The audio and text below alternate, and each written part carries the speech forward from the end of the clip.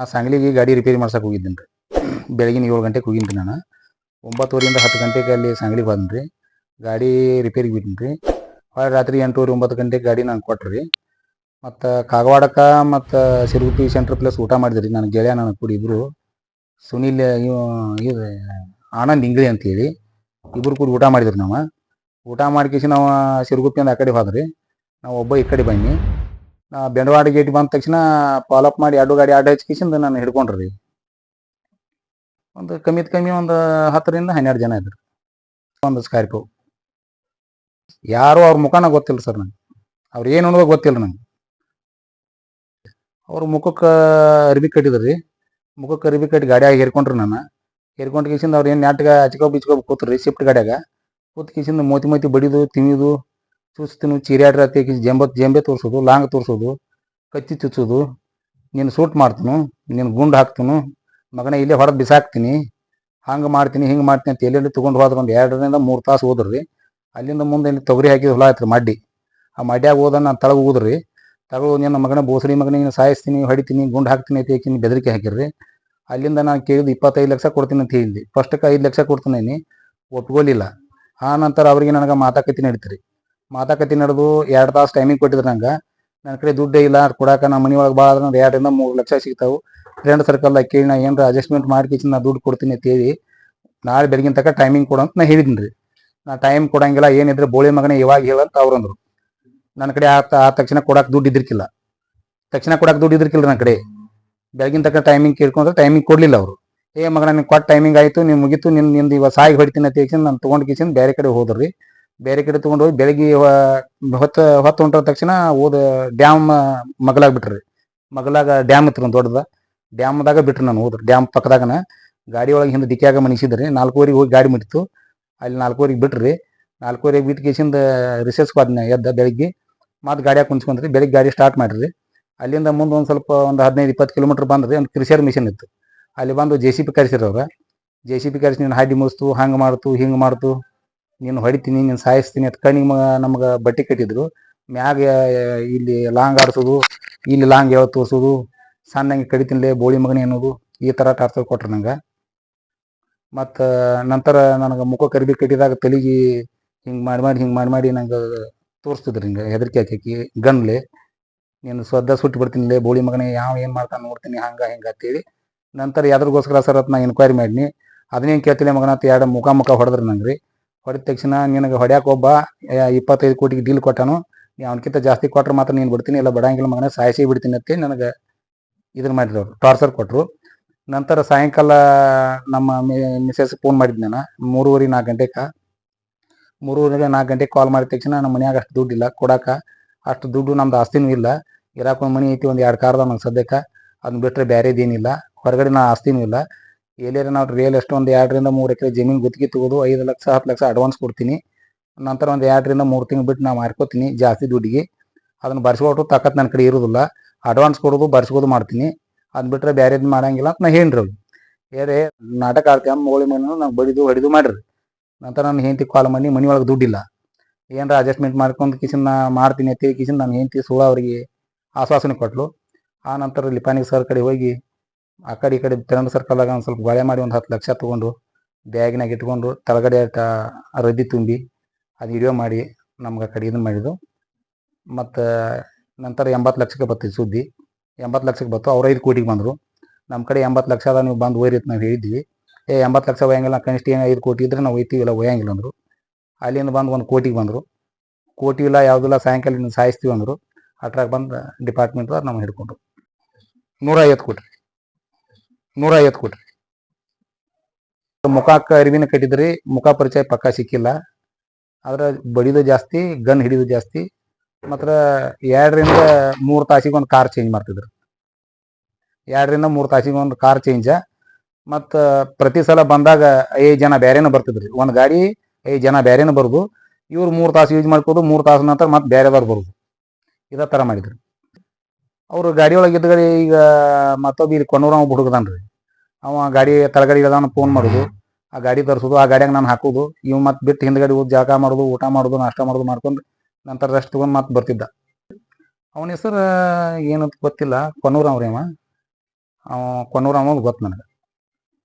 ಅವನ ಜೊತೆ ಕಮ್ಮಿತ್ ಕಮ್ಮಿ ನನಗೆ ಸರ್ತಿ ಒಂದು 5ರಿಂದ 8 ಜನ ಚೇಂಜ್ ಹಾಕಿದ್ರು. ಲಾಸ್ಟಕ್ಕೆ ಸೋಮವಾರ ಬೆಳಿಗ್ಗೆ ಅವರು ಇಲ್ಲಿ ತಪ್ಸ್ಯಾವ ಒಬ್ರಿ ಮೂಡದಿ ಸಮೀಪದಾಗ ಒಂದು ಮತ್ತೊಂದು ಊರವ ಜಮಖಂಡಿ ಅವ ಲಾಸ್ಟಕ್ಕೆ ಬಂದು ಸೇರ್ಕಿಸಿಂದ ಇಲ್ಲಿ ಇದ್ರದಂತ ಇಲ್ಲಿ ಫ್ಯಾಕ್ಟ್ರಿಗೆ ಸಿಕ್ಕರು. ಮಂಜುಳಾ ರಾಮಗನಟ್ಟಿ ಮಗ ಅನ್ನೋದು ನಮ್ಗೆ ಗೊತ್ತಾಯ್ತು. ಅಲ್ಲಿ ತನಕ ನನಗೆ ಗೊತ್ತಿಲ್ಲ. ಇಲ್ಲೇ ಬಂದು ಸರ್ ಮುಂದೆ ಹೇಳಿದವು ನಮ್ಮ ತಾಯಿ ಹೆಸರು ಮಂಜುಳಾ ಮತ್ತು ರಾಮಗನಟ್ಟಿ ಅಡ್ರೆಸ್ ಹೇಳಿದವು. ಯಾವ ಪರಿಚಯ ಇಲ್ಲ ಸರ್, ಅವ್ರ ಮುಖ ಕೂಡ ನಾನು ನೋಡಿಲ್ಲ, ನನಗೆ ಗೊತ್ತಿಲ್ಲ. ನನಗೆ ಅನಿಸಿದ ಮೆಟ್ಟಿಗೆ ಒಂದು 50 ಜನದ ಗ್ಯಾಂಗ್ ಇರ್ಬೋದು ಸರ್. ನಮ್ಗೆ ಅನಿಸಿದ ಮೆಟ್ಟಿಗೆ, ಯಾಕಂದ್ರೆ ಒಂದು 8ರಿಂದ 10 ಗಾಡಿ ಇದಾವ್ರಿ. ಯಾವಕ್ಕೂ ನಂಬರ್ ಪ್ಲೇಟ್ ಇಲ್ಲ. ನಂಬರ್ ಪ್ಲೇಟ್ ಇಲ್ಲಾರ್ದ ಗಾಡಿ ಯೂಸ್ ಮಾಡ್ತಾರೆ ಅವ್ರು. ಒಂದು 2ರಿಂದ 3 ಸ್ಕಾರ್ಪಿಯೋ ಬೀಟ್ ಆಗ್ಯಾವು. XUV 500 700 ಒಂದು ಐತ್ರಿ ಅವ್ರದ. ನೈಟ್ ಟೈಮ್ದಾಗ ಅದನ್ನ ಯೂಸ್ ಮಾಡ್ತಾರೆ, ಡೇ ಟೈಮ್ದಾಗ ಇವ್ನು ಯೂಸ್ ಮಾಡ್ತಾರೆ. ಮತ್ತು ಇಟಿಕಾ ಒಂದು ಐತಿ, ಶಿಫ್ಟ್ ಗಾಡಿ ಒಂದು ಐತ್ರಿ ಅವ್ರದ. ಕೆಲವೊಂದು ಗಾಡಿ ಅದಾವೆ. ಮತ್ತು ಇನ್ನೊಂದು ಗಾಡಿ ಒಂದು ಈಗ ಆಲ್ರೆಡಿ ಘಟಪ್ರಭಾ ಸ್ಟೇಷನ್ ಒಂದು ಬಿಟ್ಟಾರ್ರಿ. ಈಗ ಎಷ್ಟೈತಿ ನೋಡಿ ಸರ್. ಹಾಂ, ಇವಾಗ ಏನಾಗೈತಿ ಮಗನ, ಮುಂದೆ ನಿನ್ನ ಮಗನ ನೋಡ್ಕೋತೀನಿ, ನೀನು ನೋಡ್ಕೋತೀನಿ. ಇವಾಗ ಕಂಪ್ಲೀಟ್ ಮಾಡಿ, ಈಗ ದುಡ್ಡು ಕೊಡಲಿಲ್ಲ, ಕಂಪ್ಲೀಟ್ ಮಾಡಿ ಅದನ್ನ ಇದನ್ನ ಏನು ನಾವು ಮಾಡಿದ್ರೆ ಮುಂದೆ ನಿನ್ನ ಮಗನೂ ಓಸಂಗಿಲ್ಲ, ನೀನು ಓಸಂಗಿಲ್ಲ ನಾವು ಬೆದರಿಕೆ ಹಾಕ್ಯಾರ ಸರ್. ಮುಂದ್ಗಡೆ ಕುತ್ಕೊಂಡು ಸರ್ ನನಗೆ ಚೂರಿ ಚುಚ್ಚಾಕ್ ಬಂದು ಹೇಳ್ತಿದ್ರು, ಬೋಳಿ ಮಗನೇ ಆಲ್ರೆಡಿ ನಿನ್ನ ಮಗನ ಫೋಟೋ ಬೇರೆದಾಗ ಕಳಿಸೀನಿ, ಇನ್ನು 2 ದಿನದಾಗ ನಿನ್ನ ಮಗನ ಹೊಡಿತಾರು.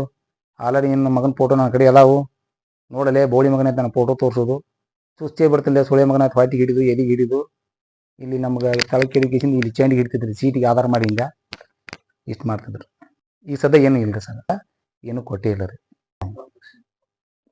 ಕಡೆ ಒಂದು 4 ರೀತಿಲಿ ಚೈನ್ ಇತ್ತು ರೀ.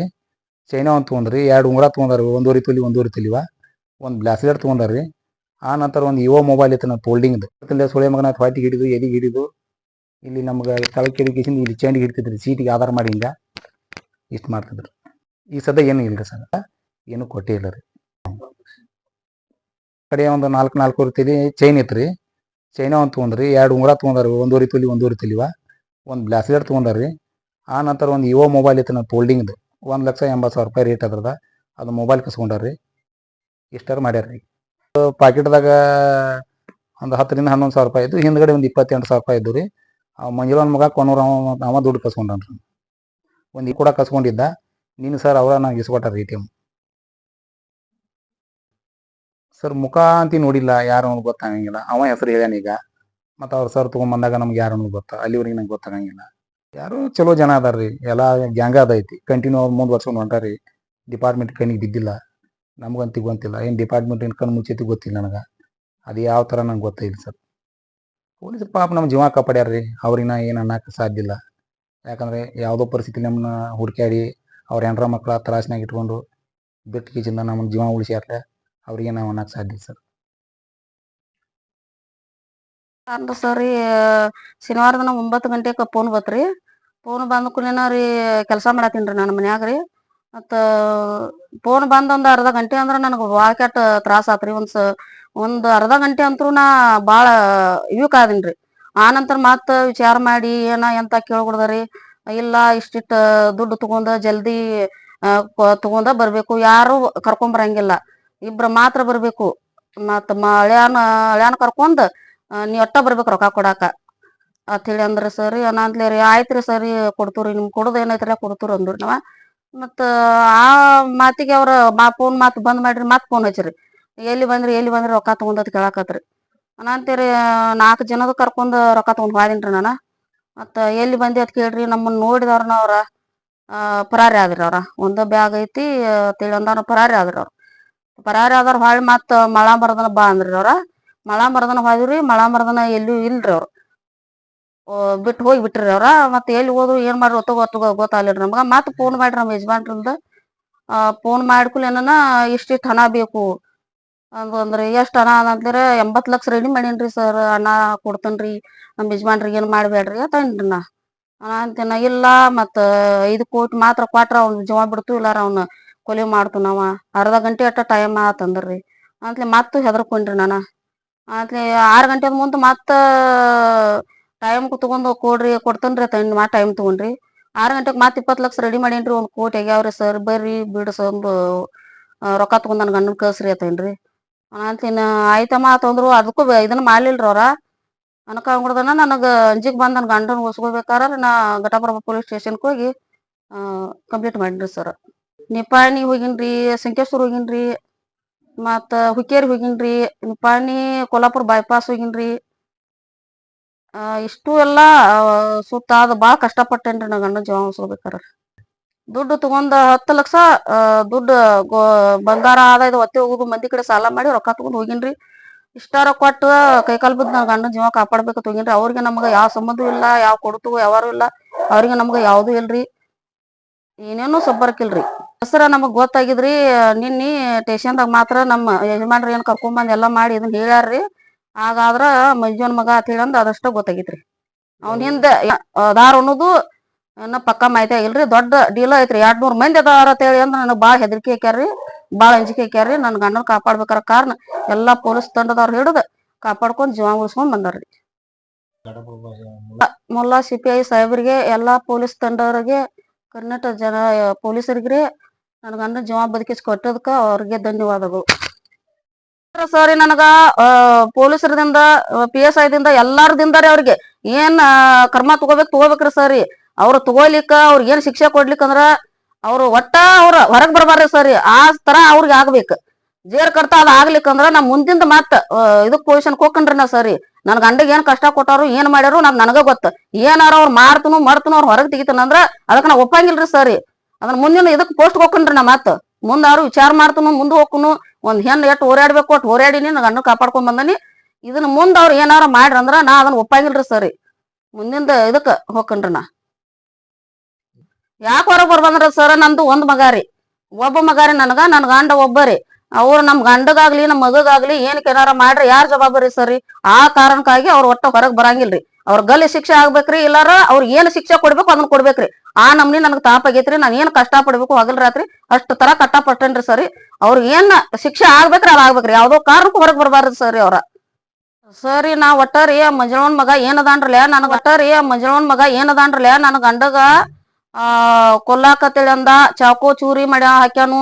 ಅವ ಬಾಳ ಅಂದ್ರ ಬಾಳ ಕಷ್ಟ ಪಟ್ಟನ್ರಿ. ಅವ್ ಕುತ್ತಿಗೆ ಹಿಡ್ದ ಒಟ್ಟ ಬಿಟ್ಟಿಲ್ರಿ. ಏನ್ ಬೇಕಾದನ ಈಗ ನಟ್ ನಿತ್ತೇಳಿ ಜೀವ ಹೊಡ್ಯಾಕ್ ನೋಡ್ಯಾನ್ರಿ. ನಾ ಏನ್ ಬಾಳ ಅಂದ್ರ ಬಾಳ ಹತ್ ಕಷ್ಟ ಪಟ್ರು ಅವ ಅಣ್ಣ ಅಪ್ಪ ಅಂದ್ರ ಕನಕಾರ್ನ ಅವ್ ತೋರಿಲ್ರಿ. ನಾ ಇನ್ನು ತೋರಂಗಿಲ್ರಿ ಅವಾಗ. ಅವಾಗ ಏನ್ ಅನ್ಬೇಕಲ್ಲ ಅದನ್ನೆಲ್ಲಾ ಆಗ್ಬೇಕ್ರಿ ಶಿಕ್ಷೆ ರೀ. ಮತ್ರಿ ಅವ್ ಮಂಜುಳನ್ ಮಗ ಏನದನ್ರಿ ಯಾವ್ದೋ ಕಾರಣಕ್ಕೂ ಹೊರಗ್ ಬರಂಗಿಲ್ರಿ. ಅವ್ ಹೊರಗ್ ಬರಾಕ್ ನಾ ಬಿಡಂಗಿಲ್ರಿ. ಬಿಟ್ರು ಯಾರ ಇದಕ್ ನಾ ಮುಂದ್ ಹೊರಿತೇನ್ರಿ. SP ಸಾಹೇಬ್ರ ಕಡೆ ಹೋಗ್ಕನ್ರಿ. ಏನ್ ತಗೋಬೇಕ್ರಿ ಅದನ್ನ ತಗೋತೇನ್ರಿ ನಾನ. ಆಕಿ ಒಂದ್ ಹೆಣ್ ಮಗ ಆಗಿ ಆ ಗಂಡ್ ಮಗನ ಒಂದ್ ಜೀವ ಹೊಡ್ಯಾಕ ಮಾಡ್ಯಾಳ ಅಂದ್ರರಿ ಅದ ಆಕಿಗೆ ಏನ್ ಶಿಕ್ಷೆ ಆಗ್ಬೇಕು, ಆಕಿಗೂ ಆಗ್ಬೇಕು ಆಕಿ ಮಗುಗೂ ಆಗ್ಬೇಕು. ಯಾವ್ದೋ ಕಾರಣಕ್ಕೂ ಯಾರು ಇದನ್ನ ತಗೋಬಾರ್ದ್ರಿ ಅವ್ರು. ನನ್ನ ಹೆಸರು ಶೋಭಾ ಬಸವರಾಜ್ ಎಂಬಿರಿ.